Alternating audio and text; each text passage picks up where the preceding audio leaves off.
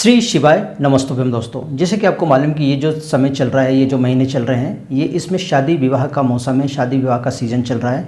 और इसमें जिन घरों में बच्चे बच्ची शादी काबिल हो गए हैं, यानी कि जिनकी उम्र शादी की हो गई है फिर भी उनकी शादी नहीं हो पा रही है, इस वजह से उनके जो माता पिता है, उनके जो सगे संबंधी है, बहुत ही चिंतित रहते हैं। तो अगर आपके घर में भी कोई ऐसे बच्चे हैं जिनका विवाह नहीं हो पा रहा है, सारे उपाय आपने करके देख लिए हैं, 2 से 3 बार आपने पशुपतिनाथ का व्रत भी करके देख लिया है, फिर भी कहीं पर भी विवाह नहीं जम पा रहा, रिश्ते आते तो हैं लेकिन वो विवाह में परिणित नहीं हो पा रहे हैं, तो आज मैं वैशाख मास में किए जाने वाला एक बहुत ही अचूक उपाय आपको बताने वाला हूँ।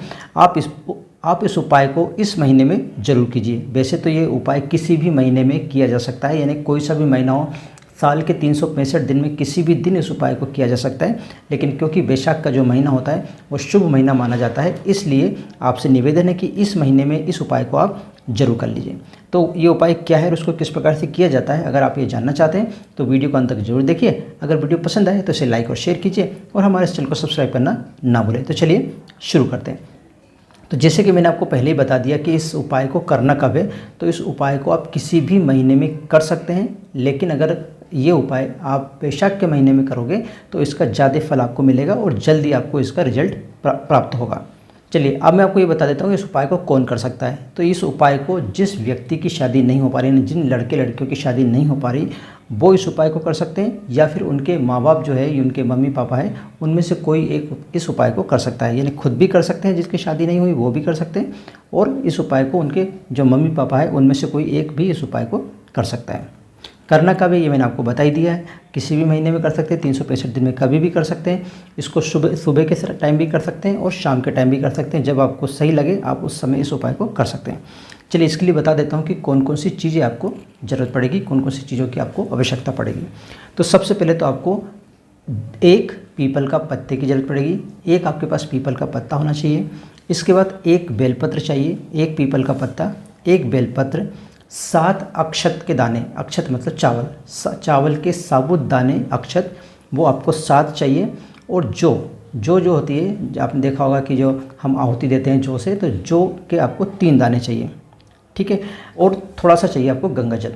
तो इतनी चीज़ें आपको चाहिए रहेगी। फिर से मैं आपको बता देता हूँ, आपको चाहिए बेलपत्र का एक पत्ता, इसी टाइप से पीपल का भी एक पत्ता, अक्षत यानी कि चावल के 7 दाने, जौ के 3 दाने और गंगा जल। इतनी चीज़ें आपको चाहिए रहेगी इस उपाय को करने के लिए, ठीक है। अब इसको करना कैसे वो मैं आपको बता देता हूँ। इसके लिए आपको क्या करना पड़ेगा, पीपल का जो पत्ता है उसका एक दोना बना लेना है। आपने देखा होगा दोना, आप इस समय स्क्रीन पे भी देख रहे हैं। तो इस प्रकार का एक आप दोना बना लेंगे। उस दोने में आप पहले गंगा जल डाल देंगे, जितना भी उस दोने में गंगा जल आ जाए उतना आप डाल दीजिए। गंगा जल ज़्यादा आपके पास नहीं हो तो किसी जो आपके पास शुद्ध जल है उसी में आप थोड़ा सा गंगा जल मिला दीजिए, तो वो भी पूरा गंगा जल कहलाएगा। अगर आपके पास ज़्यादा मात्रा में गंगा जल है तो पूरा गंगा जल आप उसमें डाल दीजिए दोने में। अगर आपके पास गंगा जल ज़्यादा नहीं है तो आप साधारण पानी लीजिए, उसके अंदर 2-3 बूंद गंगा जल की डालकर आप उस दोने को फुल भर दीजिए, ठीक है।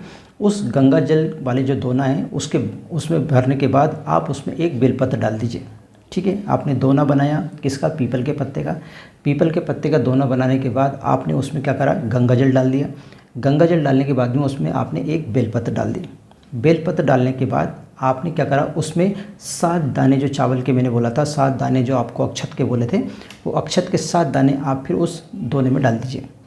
ये 3 चीज़ हो गई। इसके बाद आपको डालना है जो 3 दाने मैंने आपको जौ के बताए थे, वो 3 दाने जौ के भी आप उसमें डाल देना है।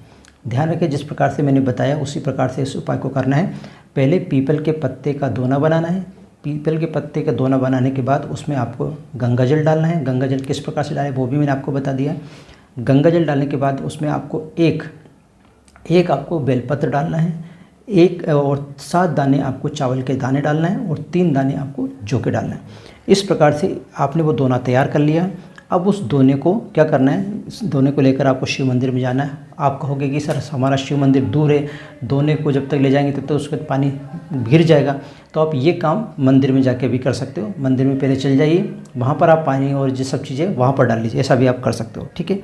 अब आपको क्या करना है कि वो दोना लेकर आपको शिव मंदिर जाना है, या शिव मंदिर में ही आप दोने को तैयार कर लीजिए। इसके बाद आपको क्या करना है, अब उस दोने को अपने सीधे हाथ में रखकर अपनी मनोकामना भगवान शिव से बोलना है और उसको पूरी करने के लिए भगवान से प्रार्थना करना है। ठीक है। ध्यान रखें मैंने क्या बोला है कि जो आपकी मनोकामना क्या है, आपकी मनोकामना है शादी।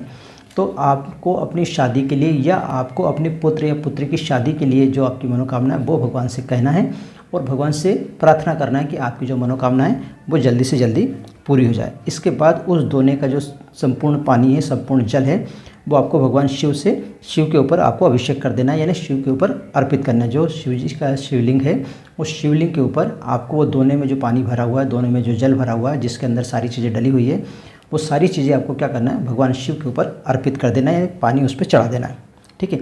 जब पानी पूरा चढ़ा लें, इसके बाद शिवलिंग से आप क्या करेंगे, अपने हाथ को टच करेंगे, अपनी उंगलियों को टच करेंगे और उसी उंगली से आप अपने सर पे भी, अपने मस्तक पर भी तिलक लगा लेंगे।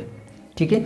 ये वो लगाएंगे जो खुद ये उस उपाय को कर रहे हैं वो व्यक्ति उससे वो जो जल है उससे तिलक लगा लेंगे। और अगर आप माँ बाप गए हैं ये उपाय करने के लिए तो आप लोटे में थोड़ा सा जल लेके आ जाएंगे और वो जल को घर जाके अपने बच्चे के तिलक पे, अपने बच्चे के माथे पर वो तिलक लगा देंगे। वो बच्ची हो या बच्चा, दोनों में से कोई भी हो सकता है, उसके माथे के ऊपर आपको वो तिलक लगा देना है। अगर आप ये उपाय श्रद्धापूर्वक इस उपाय को करते हैं तो निश्चित तौर पर आपको 3 महीने के अंदर आपके बच्चे की विवाह संपन्न हो जाएगा। अगर आप खुद इस उपाय को कर रहे हैं तो आपका विवाह भी 3 महीने के अंदर अंदर संपन्न हो जाएगा। आशा करता हूँ कि आपको ये उपाय अच्छा लगा होगा। अगर उपाय अच्छा लगा तो इसे लाइक कीजिए, शेयर कीजिए और हमारे चैनल को सब्सक्राइब करना ना भूलें। आज के लिए बस इतना ही, मिलते हैं नए विषय के साथ। तब तक आप रहिए खुश और मुझे दीजिए आज्ञा। जय हिंद।